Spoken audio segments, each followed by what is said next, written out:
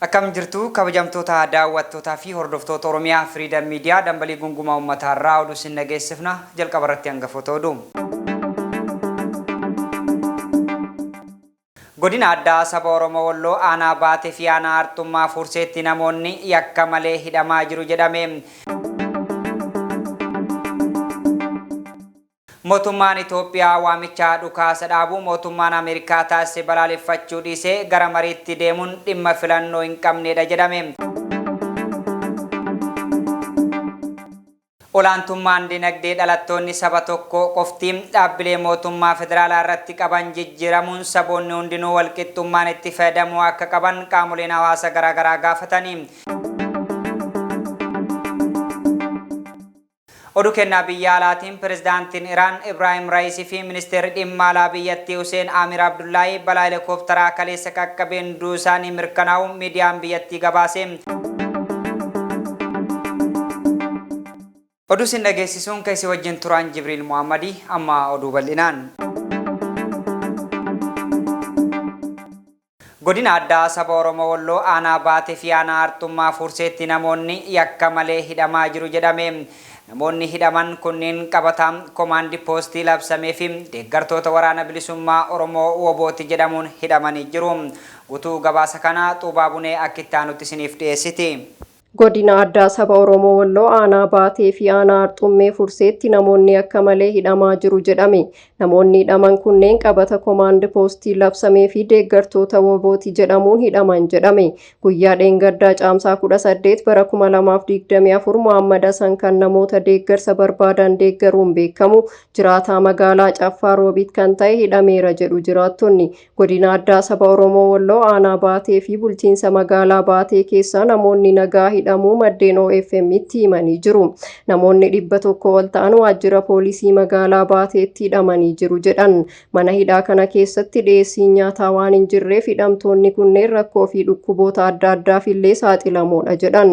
Dhibee koleeraa magaalaa baatee fi naannoo sanatti mudateen hidhamtoonni kunneen illee kan dhibee kanaan qabaman jiru jedhame. Namoonni hedduun maqaa komaandii poostii kan jedhamuun qabamanii kan hidhaman yoo ta'u kaan immoo qabata deeggartoota Woboo jedhuun hidhaman. Sayidaa Dambulchaa aanaa baatee duraanii Kaalid Kichuu Abdul Kariim Sayyoo Moomajjii Usmaan Abduu Aadamee Yaayyoo Ahmed Nuur kanneen magaalaa baatee fi naannawa sanaa qabamuun waajjira poolisii magaalaa baateetti hidhaman jiran keessatti jedhu.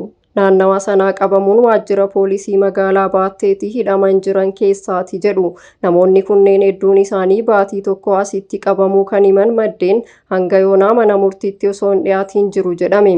Muhammad Hasan jiraataa magaalaa Caffaa Roobiit kan namoota gargaaruun beekamu guyyaa dheengaddaa jechuun caamsaa 18 bara 2024 qabamuun buufata poolisii magaalaa Caffaa Roobiititti hidhamee jira. Mootummaan Itoophiyaa waamicha dhukaasa dhaabuu mootummaan Ameerikaa taasise balaaleffachuu dhiisee gara mariitti deemuun dhimma filannoo hin qabnedha jedhame. Mootummaa fi qaamoleen dhimmi ilaallatu hundi nagaaf xiyyeeffannoo kennuun hojjechuu qabus jedhamee jira. Dabalata isaa akka itti aanutti isiniif dhiyeessa.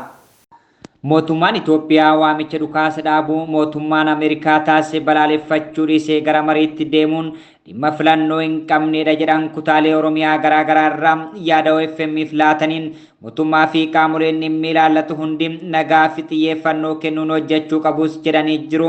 Mariin araaraa hunda hirmaachisee fi haqa qabeessa taasifamuu akka qabus dhaamanii jiru.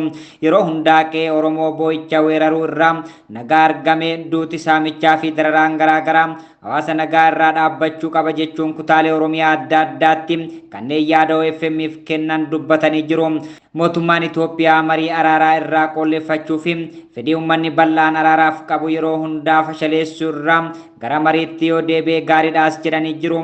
Mootummaan qaamotaa fi biyyoota waa'ee araaraa lallaban qeequu fi falmuu dhiisee gara ergaa isaa tasgabbii hubatee gara mariitti ce'uu akka qabus dhaamanii. Miidhama hawaasa nagaa keessa jiranii miidhaa hawaasaa fi daa'imman akkasumas maanguddoo qeerroo fi qarreen jireenya dhabanii asiif achi faca'anii gadi bilchinaan laalutu irra jiraata jedhamee jira.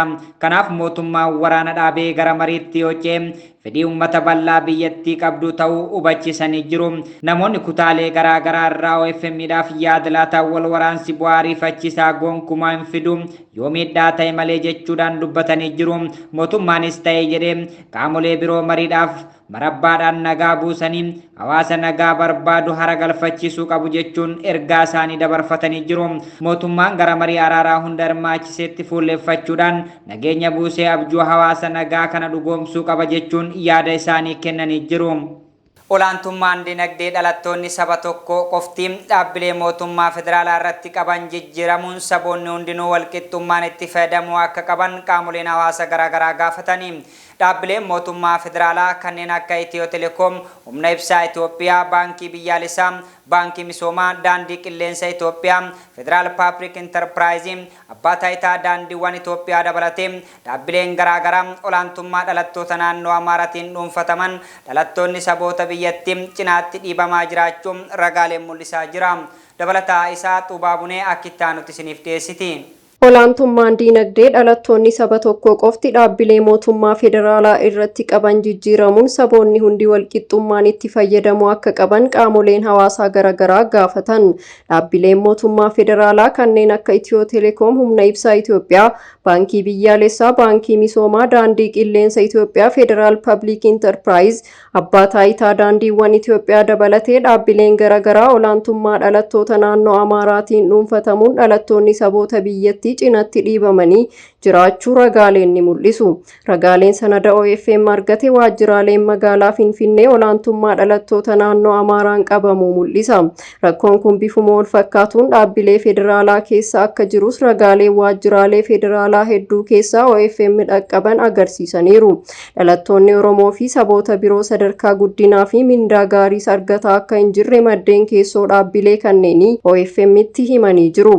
Itiyoo Telekoom keessatti gita hooggansa olaanaa dhaabbatichaa chief jedhamuun beekamu irratti damee sarviis opereeshin seentar jedhamu irraa kan hafe dameelee hojii dhaabbatichaa akka hooggananiif kan muudaman dhalattoota naannoo Amaaraa qofa ta'uu OFM ragaa sanada dhaabbaticha keessaa argateen adoolessa 4 bara 2023 gabaasuun isaa ni yaadatama. Namoota gita hojii gaggeessummaa dhaabbata Itiyoo Telekoom irratti muudaman 13 keessaa dhalataan Oromoo tokko qofa ta'uu isaa ragaan ni mul'isa. Haaluma wal fakkaatuun baankiin misooma Itoophiyaa olaantummaa dhalattoota Amaaraatiin qabamuu isaa OFM sanada dhaabbaticha keessaa argate bu'uureffatee gabaasaa ture. Hooggansa baankii misoomaa Itoophiyaa 478 keessaa kanneen 300tti dhiyaatan dhalattoota naannoo Amaaraa ta'uu ragaan keessoo dhaabbatichaa OFM dhaqqabe ni mul'isa. Gabaasni OFM adoolessa 31 bara 2023 baase akka mul'isutti daayiriktaroota baankii misoomaa Itoophiyaa qabu 77 keessaa 36 dhalattoota naannoo Amaaraa, 25 Oromoo yoo ta'u namoonni 16 saboota garaagaraa irraayi. Hojii gaggeessitoota baankichaa 23 keessaa 14 dhalattoota naannoo Amaaraa, namoonni 9 hafan ammoo Oromoo, Tigraay fi saboota kibba irraa kan ta'anidha.